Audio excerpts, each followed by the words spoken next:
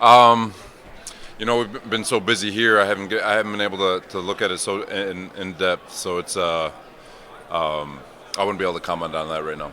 Regardless of the particulars, just from what you know of Brian Flores, is he a pretty principled guy? What your thoughts about him? Yeah, just from my interactions with B Flow, he's a phenomenal coach. Always gives us a headache anywhere he's ever been, and just a stand-up guy to talk to pregame and postgame, and really appreciate all the interactions that I have with him. He's a really really good man. What challenges the NFL still have to make that level of equity that you talked about with officials? It's it, everyone has their own philosophy on how it can happen and how it can happen better, but you know, I could sit here for hours and talk about the our experiences here with the Jets and what we try to do, but I do think with the leadership of Troy Vincent and all the different people at the NFL office, I know they're working diligently to try to rectify and thrust minorities into prominent roles. So is it tough right now for sure, but I know the NFL is trying hard, and eventually it's going to get there. With the Senior Bowl spotlighting assistants like Ron and Deuce in those head coaching roles, how do you think that can help the process with those type of experiences?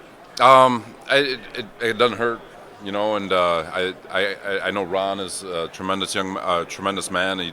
He coached our game against Jacksonville to got the W there, and there's a lot of great coaches in this league, of all races, and it's just a matter of timing and being in the right place at the right time and getting your opportunity. And when you do, you take advantage of it. So it's cool to see a lot of guys. There's a lot of assistants that are getting opportunities, especially for us with Jake Moreland on the offensive line and Leon Washington coaching the special teams. So there's a few more in there, but I don't want to forget someone. But it's opportunity. Anytime you get an opportunity, it's good. So. Coach, do you believe there are instances where NFL interviews are conducted with diverse candidates and the decision has really sort of already been made to go with other coaches? I can't speak for that. I can't. Have you ever felt that you were just checking a box? No, I've my personal experience. I can only speak for me. I've and my experiences, but you try to do good by people, and our beat knows I'm a eternal optimist, so I always see the good in people. So it's so that one's a tough one for me, but. Coach, when you think about the history of minority coaches kind of getting a shorter stint, does that put any pressure on you, or is There's pressure on everyone every day to do your job and do your job the best you can, and so you can't get caught up in all that. And the decision makers make the decisions they make, and but you just put your best foot forward, and whatever the results are, they are. So. What is the kind of makeup that's required to be young quarterbacks? They're often getting put in really difficult circumstances, have the huge expectations. What type of makeup does it take for you to deal with that this far? Are you talking about once they get drafted or being here in the Senior Bowl? There's a lot of different things. I've tried to explain it to people like they're coming from a place in college where me to Jared over here is covered, but me to this microphone is wide open. Here in the NFL, and so the windows are a lot tighter. The speed is a lot faster. The D line can rush a heck of a lot better, and so the adjustment isn't so much their makeup in terms of their ability to play football. It's the processing. It's getting the ball out. It's how do you respond when that first 300-pound lineman hits you at a 4.8 40 and lands on top of you. Like there's things change, and so you never quite know until it happens. But you do as much research as you can, and you try to figure out what their makeup is, and then you thrust them into it, and then whatever happens. But it's playing quarterback is not easy. It's the hardest job in professional football, but you look at just their ability to process, their physical toughness, arm talent, you can go through all of it, but the big thing is that mental toughness. Coach Mike Mixon. Give it to me one more time, please. Oh yeah, CJ. I've said it before. He's an all-pro player. He's an all-pro human. He's tremendous in the locker room. He's tremendous with us. He's constantly interacting via text and just checking in and seeing how families are doing. And I couldn't speak highly enough about C.J. Mosley. He's worth everything. So. You know what? It was cool to see Zach.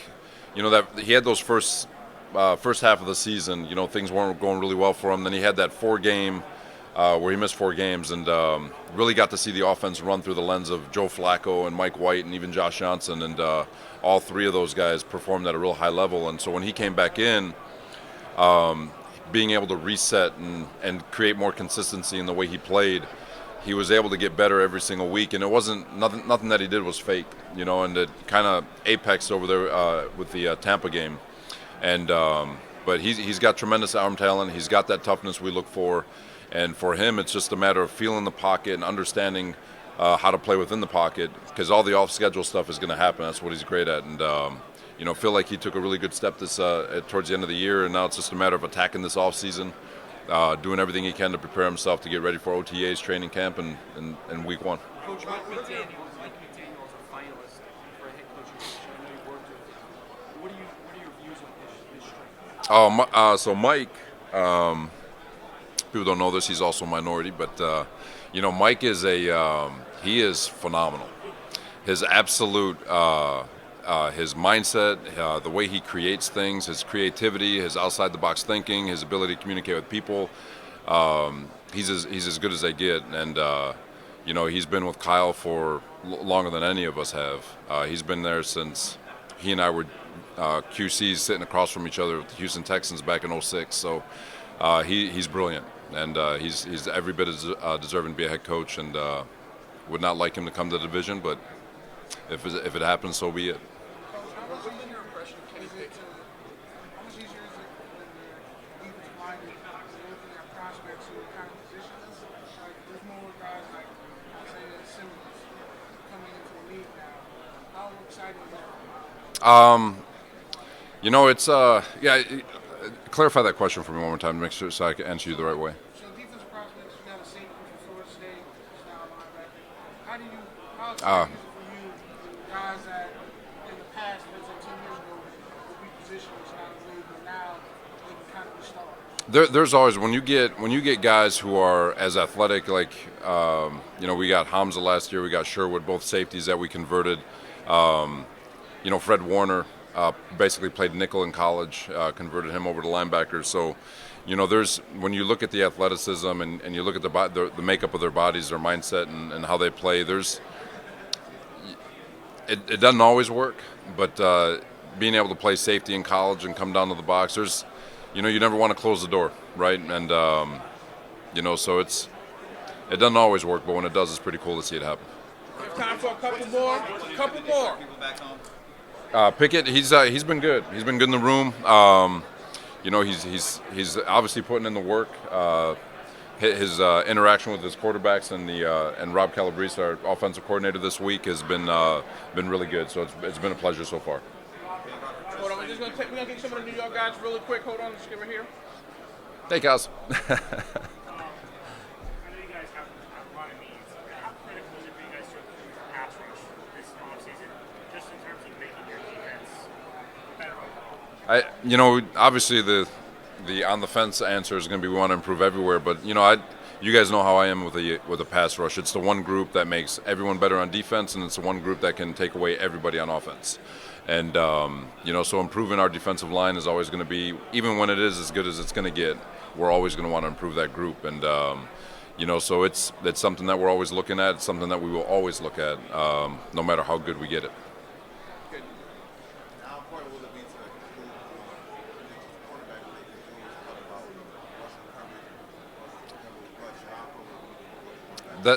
play? That's everything. So the D-line getting home will create a little bit of pressure, get the ball out earlier. The challenge for our corners is going to be to find the ball. That's I know that I'll speak for Bryce Hall, who had a really, really nice season this year. He knows he had some ops to get about 3 or 4 interceptions this year, and that's going to be his next step. I thought he did a really nice job as a starter this year, and really evolved as the year went on. But Echols got the ball twice. So the challenge is Michael Carter. The challenge for those three is to find the ball, and once they do that, they'll be right there with the upper echelon in this league. So. Connor over here to the left. What's your takeaway from just the receivers that you guys are coaching specifically here? I know there's some interesting kids there. Just about anyone stood out to you. Yeah, there's I'm not gonna name names yet. I don't want to leave anyone out after just one day and get people jumping to conclusions. But we got a big group, pretty good group, and I think we only got 6 of them. But at the same time, I know Miles is excited about the group and guys that we can work with. So we'll get more information. It'll be a better answer for you on Friday. You got a couple more? Just for construction press, what's the first year been like for you? Yeah.